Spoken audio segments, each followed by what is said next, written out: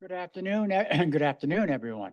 We have the honor today to have with us Mr. Ed Futa, who is past CEO of Rotary International and is our current Rotary representative at the United Nations. How about that, guys? Today, we'll hear about Ed's findings and thoughts on what really drives Rotary and Rotarians to undertake life and globally impactful goals and projects. So please come forward, Ed.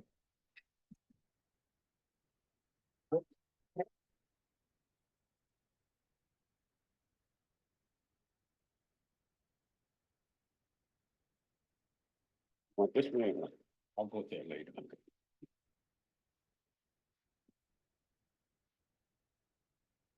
Thank you very much for that introduction. My latest introduction today. I wanted to say a few words, but before I do, I just wanted to remark on something mentioned by your president, that what does this represent, people? We are this close, and we're this close to what? We're this close to eradicating polio, the second disease to be completely eradicated from infecting humankind. What's the first? Smallpox. We have a very educated audience today. Smallpox. Smallpox was eradicated,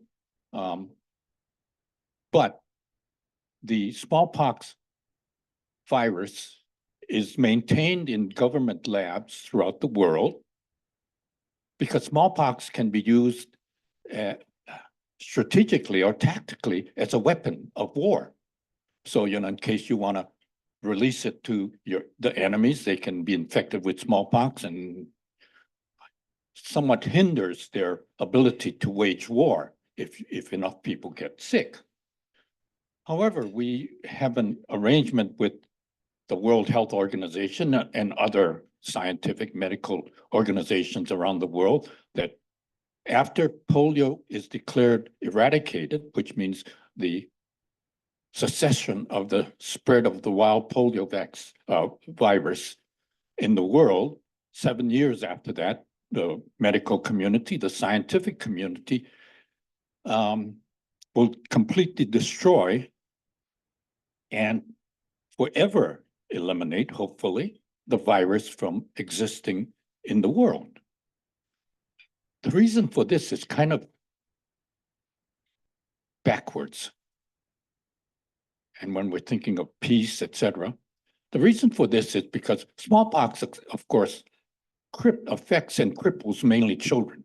Children can't fight, so until they grow up. So what's the use of having polio? Destroy it, because we can't use it to kill other human beings. So that's why it's been approved to be destroyed completely. This way of thinking, folks, is absolutely ludicrous. Ludicrous that we preserve something that we can use as a weapon later on. It's not only ludicrous, but we have to do it because it's tactically, if we don't do it, someone else is going to do it. That's why. But a virus that's kind of useless in killing other people, get rid of it. We have to change that way of thinking, folks. That's what we have to change. If we want peace, and we do want peace, let's work on it.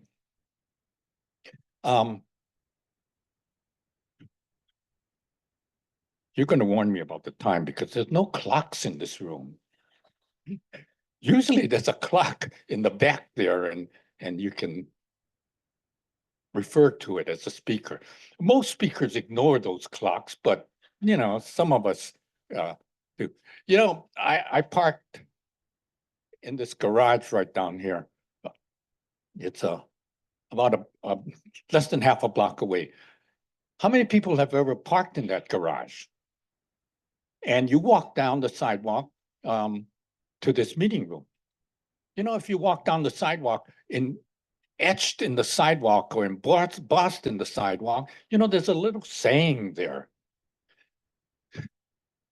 Anybody remember that saying? Look around, folks. Look around yourself when you're doing things and be aware of what's around you. The saying is, in a deep, quiet place, in the spirit of the people of La Crosse, we know that the Mississippi River is wiser than us all. Joe Gallagher. Right there. Deep down in our heart and in our spirit, we know that this river is wiser than us all. You know, this day and age where we focus on environmental concerns, this river is important. I drove 4.5 hours from Chicago this morning. I left around 4:30, 5 o'clock, because I had a meeting with President-elect Mario from Brazil. And I wanted to talk to Mario about several things. We're close to ending polio, and he may have that privilege during his term as president. I wanted to encourage him to make a project during his term for the end of polio to consider the vibrancy of Rotaract and Interact and our young people in Rotary, because that's the hope of the next generation for us, you know, and to spotlight them. Because why? Because at the announcement of the eradication of polio, I believe there'll be a literal tidal wave of people wanting to join Rotary, an organization that works.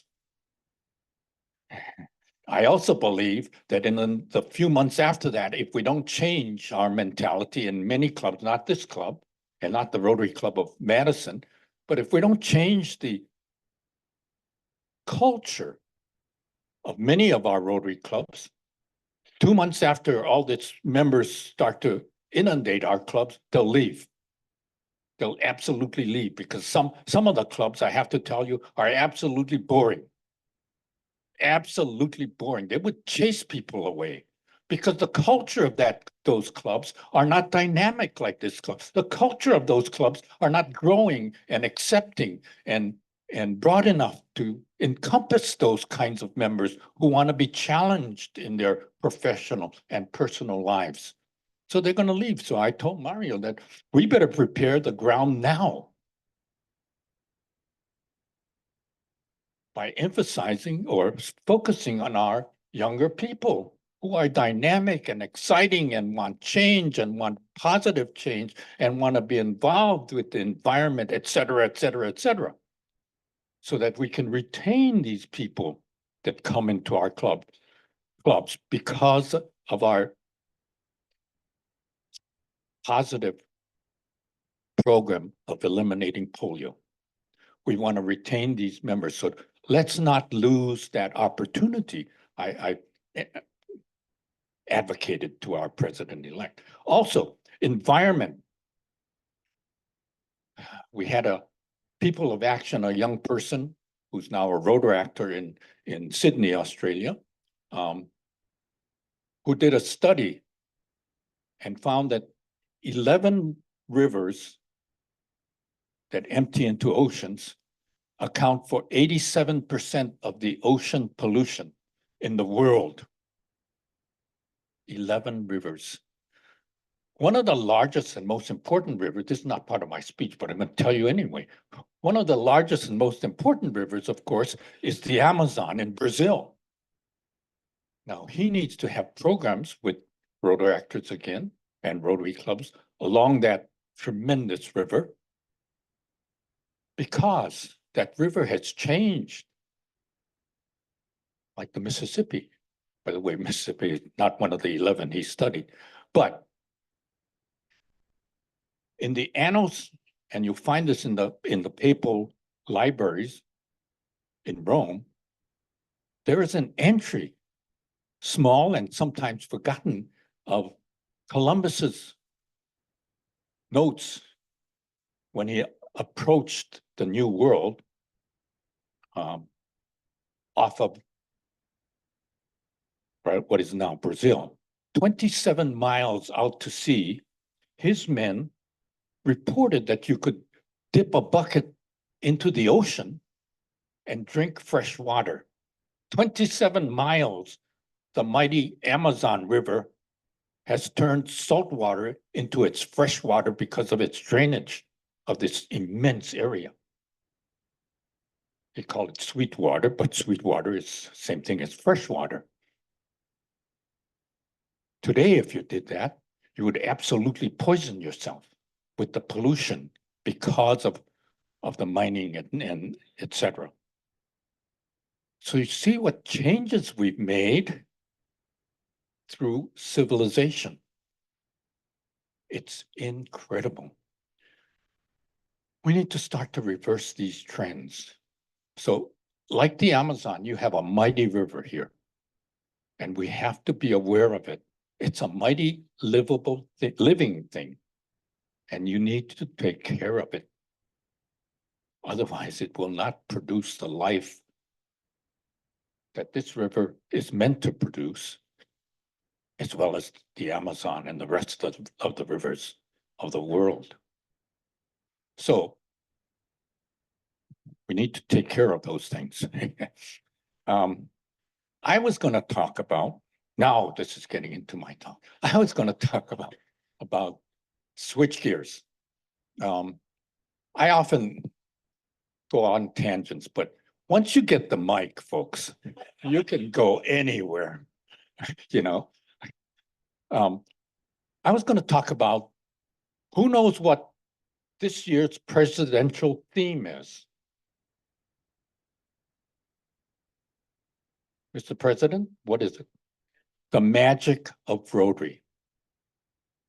So what? So what about the magic of Rotary? What is the magic of Rotary? Who knows? Go ahead. Membership, we all work together. Yes. The magic, the essence of Rotary. You know, who knows where RI headquarters is located in? Evanston, Illinois. Evanston, like Madison, is a university town.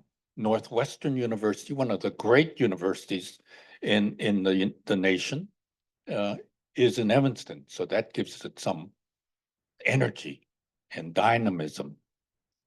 Well, we had, when I became general secretary, there were 8 general secretaries before me who the board fired before their original 3-year term.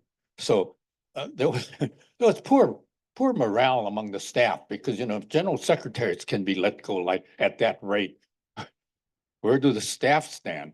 So I said, well, you know, this is a really terrible thing.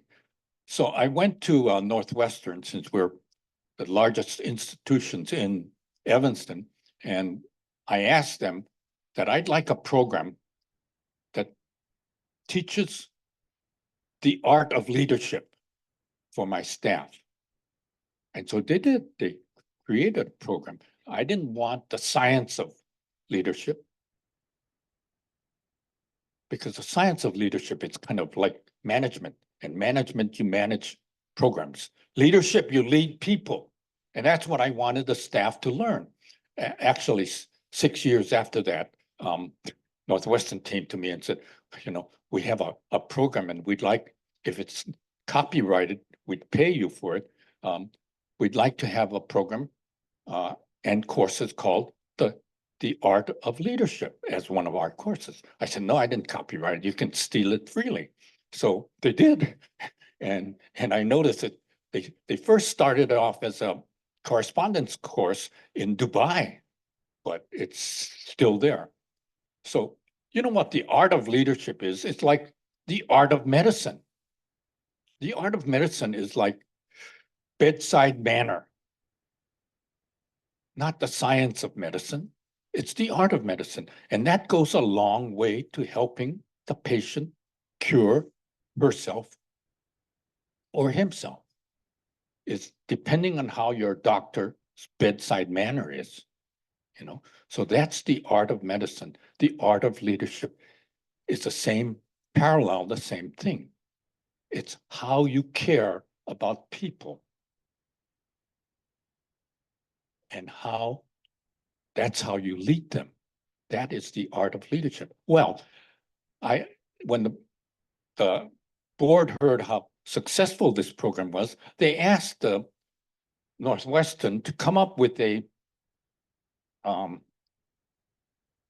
study of Rotary, because it's a prestigious university, so they thought it held some weight if Northwestern did a. Well, Northwestern did a study, and they came up with the core essence. This is Rotary's, after they studied all kinds of things, this is Rotary's core essence. It's a worldwide network of inspired individuals who translate their passions into relevant social causes to change lives in communities. That's pretty good for an academic institution. A worldwide network of inspired individuals who translate their passions into relevant social causes. If you can't translate your passion, forget it, because then it remains your personal passion, and it doesn't help society at all generally. So the question becomes then, how do we do this? How do we make this translation? How do you think we make this translation? A passion, Rotary's passion, your passion, into Rotary's significant programs. Any ideas?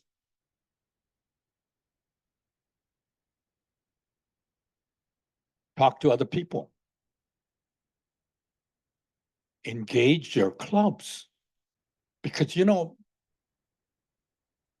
how many people know where polio as now a worldwide global effort originated from within Rotary? Where? Philippines. Not generically in the Philippines. It originated in one club in one of the hundreds of islands in the Philippines. One Rotary club decided that they could eliminate polio from their island. At that time, we had a Filipino director, and he reported that to the board because he said, and later on, the Philippines being an island country, decided they could eliminate polio from the entire nation, and they did it. So the Rotary director from the Philippines presented this to the board of directors saying, it's doable and it's measurable. Rotary won't take any project. So if you have an idea for the next project and it's esoteric and it can't be measured, progress can't be measured, forget it. Rotary will not do it. We're an organization of business and professional people. Business and professional people have goals. Goals need to be measurable. So polio elimination or eradication was measurable because you have numbers of cases. 1,000 per day when we first undertook the eradication of polio. Reduced to what? Nine or something so far. So we've achieved a tremendous success. Therefore, when we say it's this close, it really is this close. How long do I have? You're the timekeeper. 6 minutes. Oh my goodness. I better get on with it then. Well, I'm going to digress again. I went to I go to the United Nations. I used to go every other week. Now I go every month I go, maybe once now. I used to go twice, but I went to the second largest meeting that's held at the United Nations in New York City is Women and Children General Assembly meeting. The General Assembly, which will meet in a few days, is largest, of course.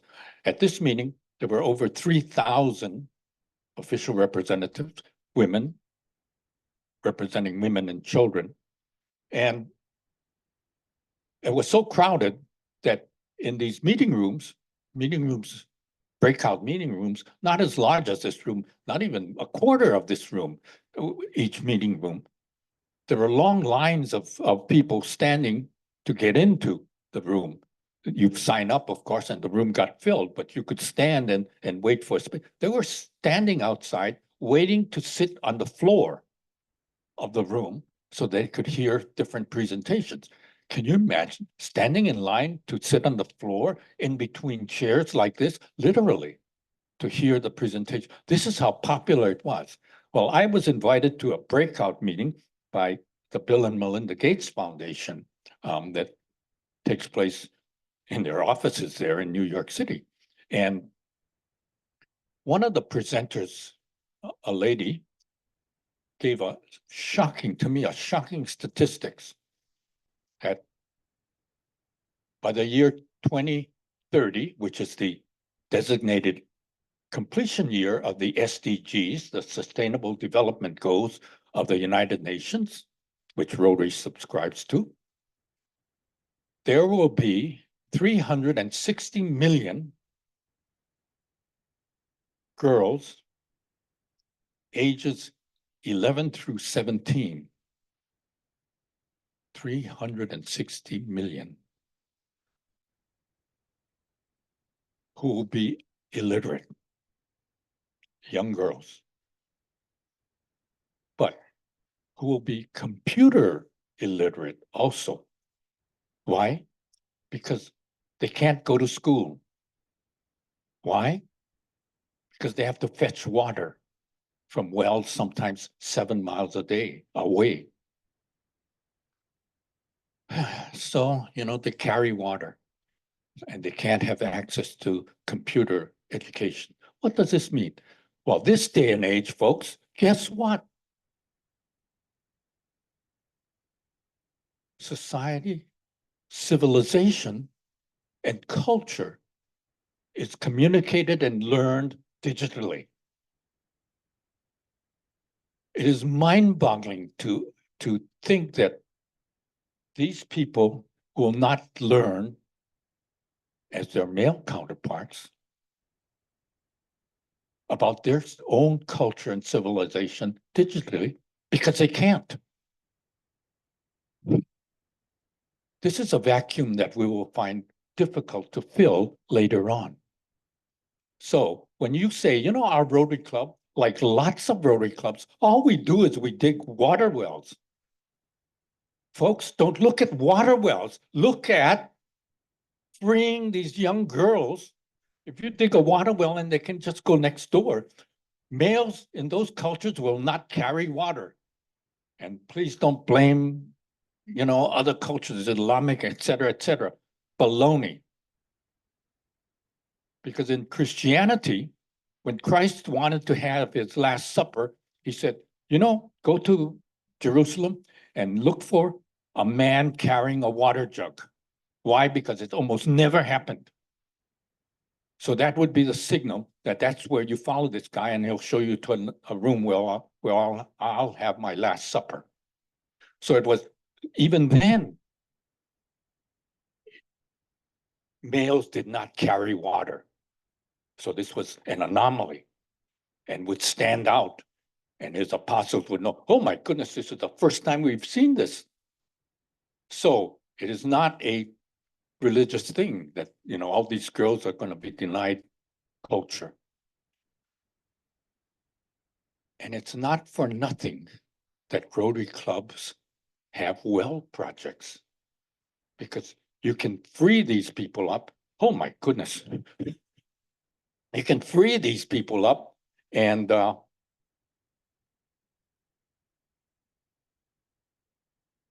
they can then go to school. So what is the magic of Rotary? The magic of Rotary is not only our clubs, folks. It's our Rotarians. Each time you induct a new Rotarian, you are adding to the magic of Rotary.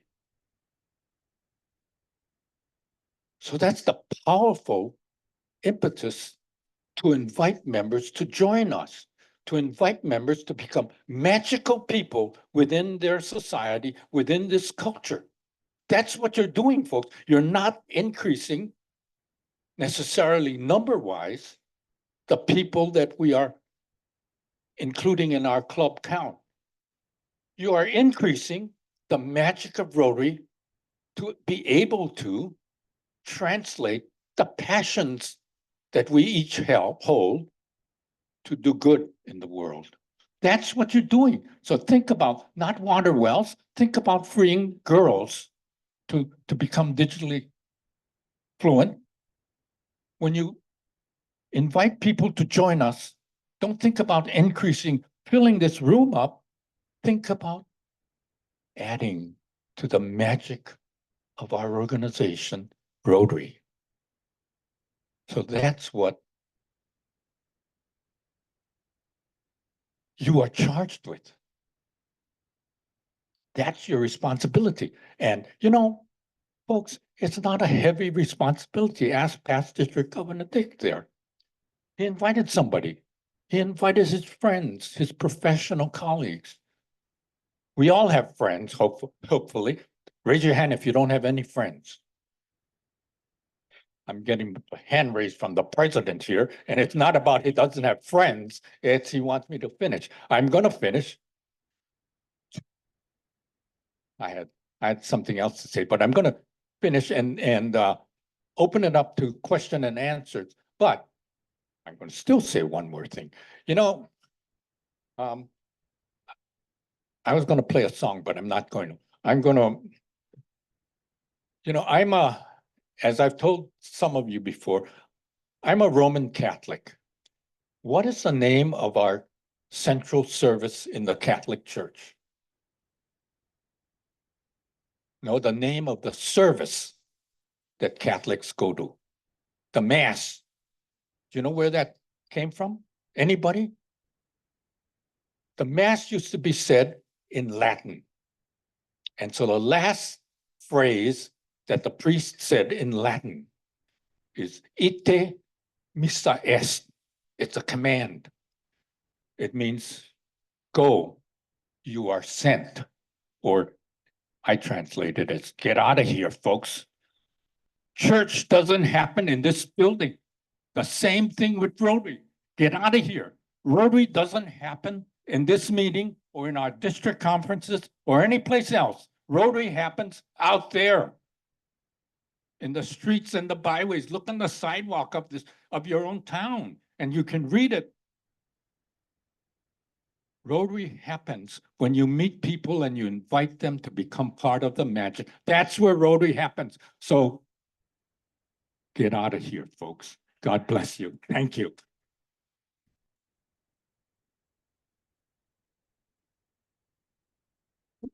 You cannot believe how awful it feels to cut this man off. It just is, and there's so many stories. We have been touched by your heart and your fingerprints, but you have touched the world. We are so grateful that you have been part of our Rotary journey. Thank you. I do have a quick gift for you. And I think we're going to have to invite all of you to come up to this table and talk with him afterwards. Would you do that, please? Thank you so much.